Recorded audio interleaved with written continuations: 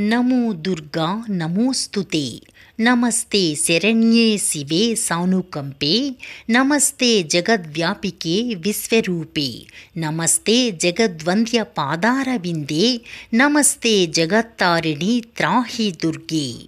ఈ శ్లోకానికి అర్థమేమిటంటే, ఓ శరణాగతులకు ఆశ్రయమిచ్చే అమ్మా, ఓ శివస్వరూపిణి, ఓ జగత్తునంతటినీ వ్యాపించిన విశ్వరూపిణి, నీ పవిత్ర పాద పద్మాలకు నమస్కరిస్తున్నాను.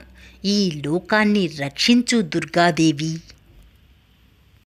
ఇప్పుడు కొన్ని ఆణిముత్యాల్లాంటి మాటలు తెలుసుకుందామా? పుట్టడం గొప్ప కాదు, బ్రతకడం గొప్ప. ముంచి బ్రతకడం గొప్ప కాదు, మంచిని పంచుతూ బ్రతకడం గొప్ప. మీకు మీరే గొప్ప అనుకోకండి. మీ గురించి నలుగురు గొప్పగా అనుకుంటే అది గొప్ప. నేటి సమాజంలో ఆయుధాలు అవసరం లేని యుద్ధం పేరు మోసం. వెన్నంటే ఉంటూ వెన్నుపోటు పొడిచే దాని పేరు స్నేహం. నమ్మించి గొంతు కోసే దాని పేరు ప్రేమ. ఇవన్నీ కలిసిన మృగం పేరు మనిషి. తస్మాత్ జాగ్రత్త. ఇతరులను తక్కువ చేసి మాట్లాడితే మన స్థాయి గొప్పగా ఉంటుందో లేదో కానీ మన వ్యక్తిత్వం మాత్రం తప్పకుండా దిగజారిపోతుంది.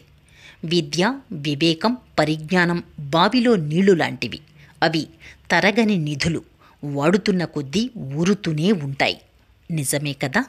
ఇవన్నీ ఆణిముత్యాలే కాబట్టి అందరం కూడా తప్పకుండా వీటి గురించి ఆలోచించి మసలుకుందాం. ఏమంటారు?